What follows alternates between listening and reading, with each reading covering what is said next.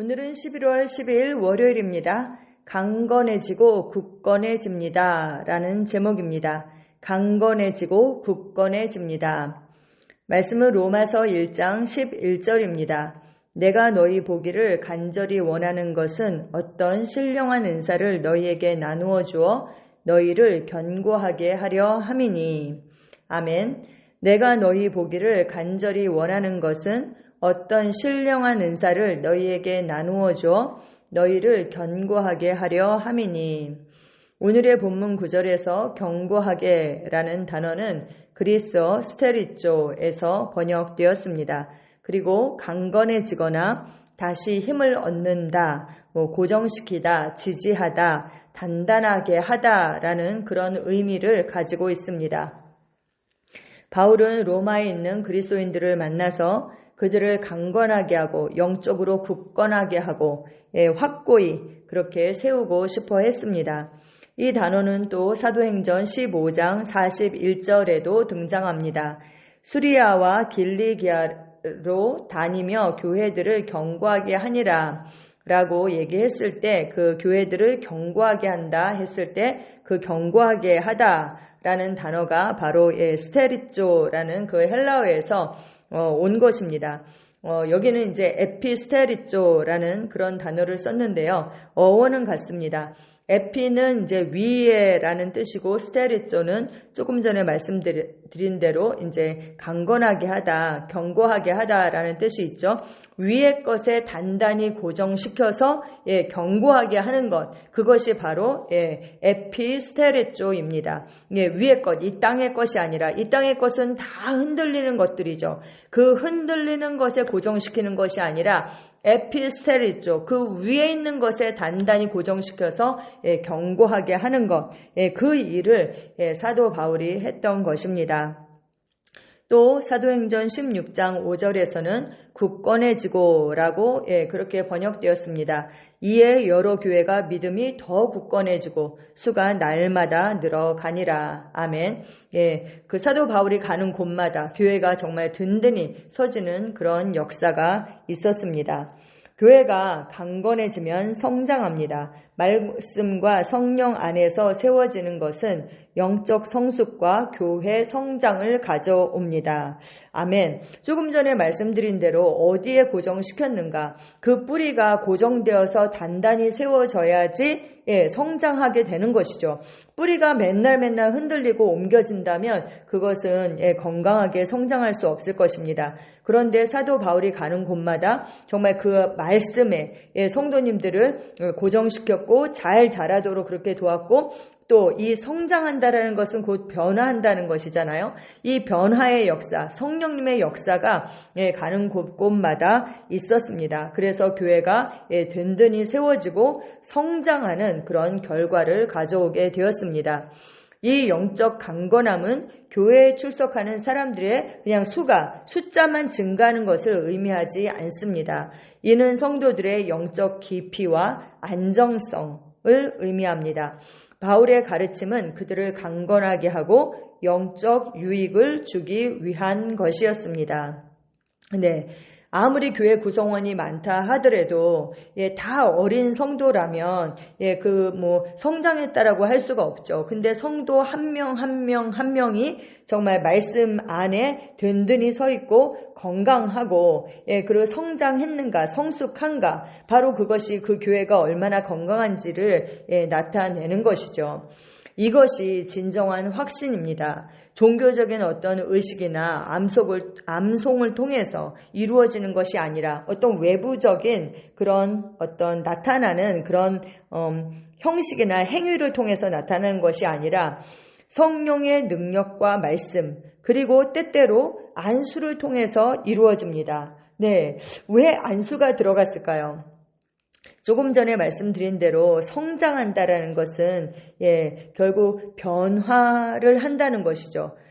점점 성장해서 이전에는 다룰 수 없던 것들을 다루게 되고 예전에 매여 있던 것들로부터 자유케 되고 그런 것들, 변화가 곧 성장입니다. 그런데 이 변화시키는 것은 곧 성령님의 역사인데 성령님은 어떻게 역사하시나요?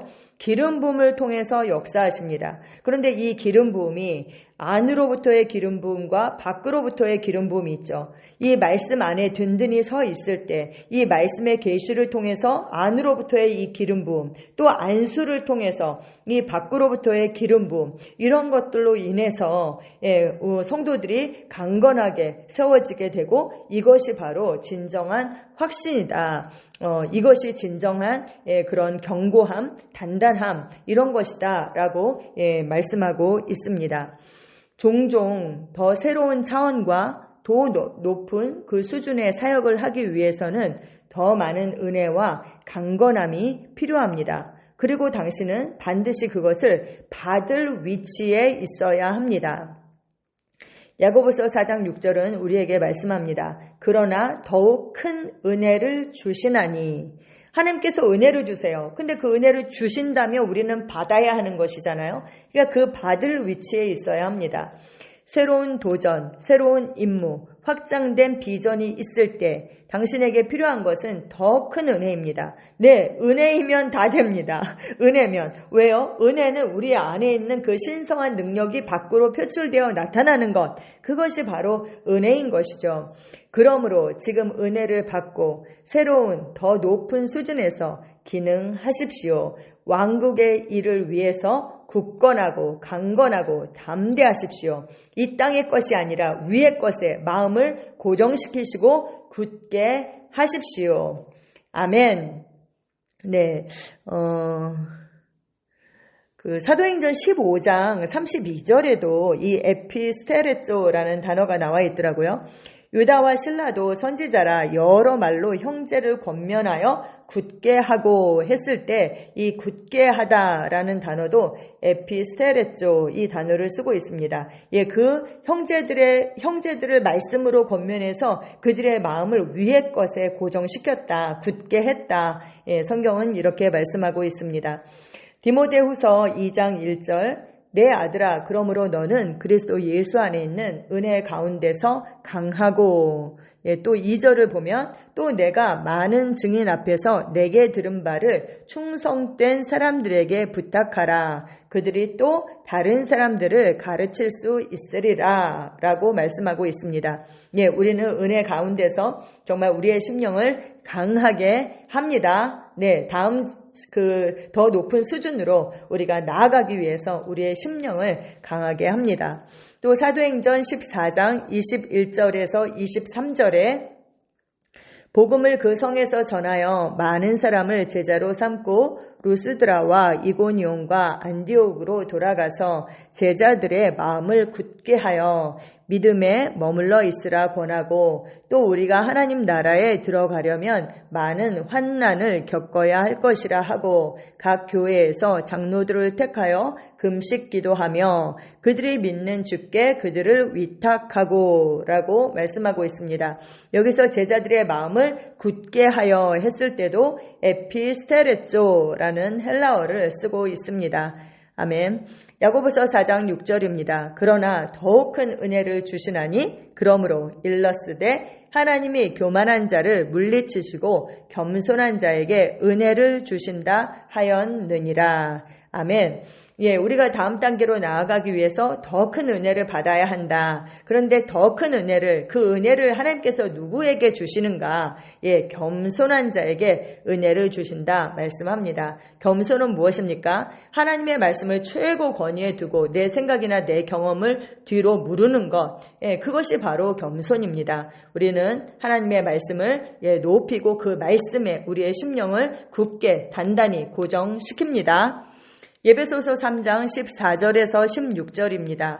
이러므로 내가 하늘과 땅에 있는 각 족속에게 이름을 주신 아버지 앞에 무릎을 꿇고 비노니 그의 영광의 풍성함을 따라 그의 성령으로 말미암아 너희 속사람을 능력으로 강건하게 하시오며. 아멘, 아멘, 아멘. 우리가 능력 기도다 해서 아침마다 기도하고 있죠. 그렇습니다. 우리의 속사람, 결국 우리는 속사람의 모습대로 살기 때문에 이 속사람을 그 하나님의 능력으로 강건하게 하는 것, 이것이 관건입니다. 할렐루야. 어떻게 강건해집니까? 하나님의 말씀에 우리의 심령을 단단히 고정시킵니다. 아멘. 기도 함께 하시겠습니다. 사랑하는 아버지, 내 삶에 역사하는 영적 은사와 풍성한 은혜에 감사합니다. 내 영은 말씀으로 강건해지고 세워집니다. 나는 새로운 수준, 새로운 책임, 더 위대한 비전을 위해 더 큰 은혜를 받습니다. 나는 하나님의 신성한 능력에 충만함 가운데 행하며 내 부르심을 영광스럽게 성취합니다. 예수 이름으로 기도합니다. 아멘.